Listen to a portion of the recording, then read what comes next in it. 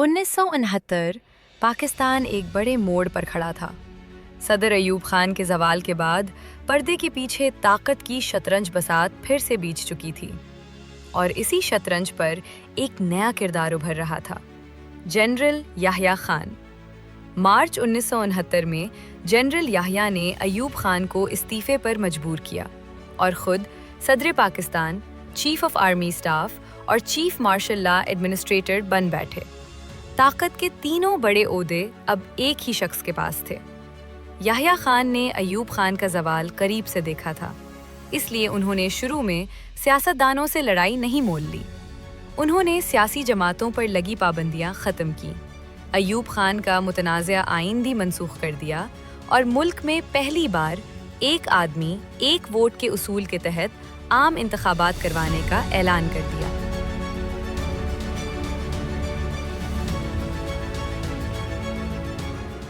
दिसंबर 1970 पाकिस्तान का पहला बड़ा जमहूरी इम्तिहान। इन्हीं तारीख के सबसे शफ़ाफ़ इंतखाबात कहा जाता है, लेकिन इस शफ़ाफ़ियत का नतीजा तबाहकुन साबित हुआ।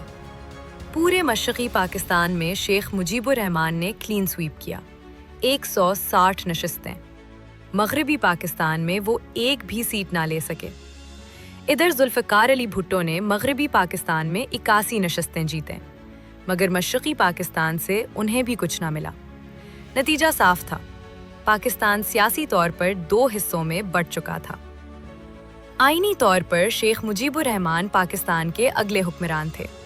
याह्या खान पर लाजिम था कि वो इक़्तिदार मुंतखब अक्सरियत को मुंतकिल करते। उन्होंने कौमी असम्बली का इजलास 1 फरवरी 1971 को ढाका में बुला लिया। ये लम्हा तारीख साज था। पहली बार पाकिस्तान को मशरक़ी पाकिस्तान से मुंतखब क़यादत मिलने वाली थी, लेकिन यहाँ भुट्टो मैदान में आ गए। उन्होंने इजलास में शिरकत से इनकार कर दिया, बल्कि अपने नुमाइंदों को धमकी दी, जो ढाका जाएगा उसकी टांगें तोड़ दूंगा। भुट्टो समझते थे कि शेख मुजीब के 6 नुकात पाकिस्तान तोड़ने के मुतरादिफ हैं। माहिरीन आज भी कहते हैं, इख्तिलाफ अपनी जगह, मगर भुट्टो को इजलास में ज़रूर बैठना चाहिए था। भुट्टो के दबाव पर जनरल याह्या ने इजलास मुलतवी कर दिया और यही वो लम्हा था जिसने कौम की काया पलट दी। इजलास का मुलतवी होना था कि मशरक़ी पाकिस्तान में आग भड़क उठी। बंगालियों को यकीन हो गया कि इक़्तिदार उनके हवाले नहीं किया जाएगा। सिविल नाफरमानी की तहरीक शुरू हुई।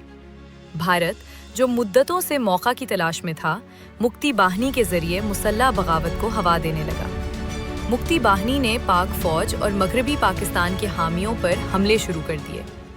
ये पाकिस्तान को बचाने का आखिरी मौका था। अगर इसी वक्त इक़्तिदार मुंतकिल कर दिया जाता, शायद तारीख़ कुछ और होती। लेकिन ये फ़ैसला भी याह्या खान ने गवा दिया और फ़ौजी ऑपरेशन शुरू कर दिया। ये भी हकीकत है कि इस फ़ौजी ऑपरेशन की हिमायत उस वक्त तकरीबन तमाम बड़ी सियासी जमातें कर रही थीं, भुट्टो समेत। पाक फ़ौज ने 9 माह में मुक्ति बाहिनी की बगावत को दबा दिया, मगर नफ़रत का दरिया सर तक पहुंच चुका था। इधर भारत, जो हमले के लिए सिर्फ इशारे का मुंतज़िर था, सरहद पार कर आया।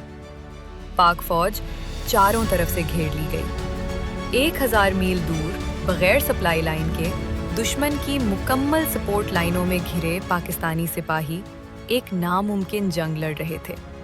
इसके बावजूद उन्होंने बहादुरी की वो दास्तानें रकम की जो हमारी तारीख़ का सरमाया है।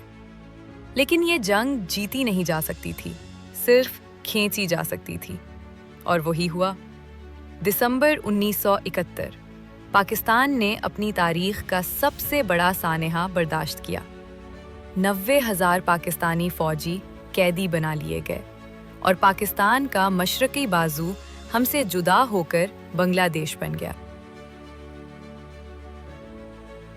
कोई एक शख्स मुल्क तोड़ने का जिम्मेदार नहीं होता। उसके पीछे बरसों की गलतियां, महरूमियां और सियासत होती है। लेकिन जब पूछा जाता है कि आखिरी मौका कौन ज़ाया कर गया, तो उंगली जनरल याह्या की तरफ उठती है, क्योंकि ये उनकी जिम्मेदारी थी कि अक्सरियत को इख्तिदार मुंतकिल करते। उन्होंने ऐसा नहीं किया।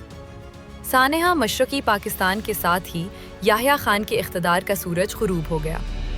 انہوں نے ایک کاغذ کے ٹکڑے پر تحریر لکھ کر اقتدار بھٹو کو منتقل کیا۔ Bhutto chief martial law administrator بنے، دستور ساز اسمبلی کے سربراہ بنے اور پھر یحییٰ کو نظر بند کر دیا گیا۔ یحییٰ خان باقی زندگی نظر بندی میں رہے اور بھٹو کی پھانسی کے 1 سال بعد یہ کردار بھی خاموشی سے دنیا سے چلا گیا۔ ادھر بنگلہ دیش، جہاں علیحدگی کے صرف 4 سال بعد ایک اور بڑا سانحہ ہوا۔ شیخ مجیب الرحمان کو بغاوت کے دوران گھر میں گھس کر قتل کر دیا گیا۔ یعنی سقوط ڈھاکہ کے 10 سال بعد تینوں مرکزی کردار بھٹو، شیخ مجیب اور یحییٰ خان اپنی اپنی قبروں میں جا سوئے۔ پاکستان نے اس سانحے کی حقیقت جاننے کے لیے حمود الرحمان کمیشن بنایا۔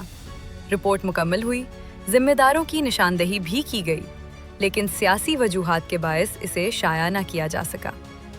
آج تک یہ رپورٹ مکمل طور پر عوام کے سامنے نہیں آ سکی۔ کہانی ابھی ختم نہیں ہوئی۔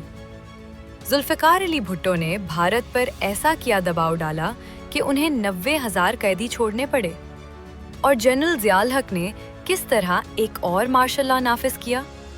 یہ جاننے کے لیے اگلی قسط ضرور دیکھیں۔ پاکستان کی کہانی ابھی جاری ہے۔ اگر آپ کو ہماری ویڈیوز پسند ہیں اور آپ کیوریوسٹی کے اس سفر میں ہمارے ساتھ چلنا چاہتے ہیں تو ہمارے چینل کو سبسکرائب کریں، بیل آئیکن کو پریس کریں، ویڈیو کو لائک اور شیئر کریں۔ شکریہ۔ اگر آپ اس سیریز کی باقی اقساط دیکھنا چاہتے ہیں تو یہاں ٹچ کریں اور یہاں جانیں کہ پاکستان کی معیشت کی بربادی کا اصل ذمہ دار کون ہے۔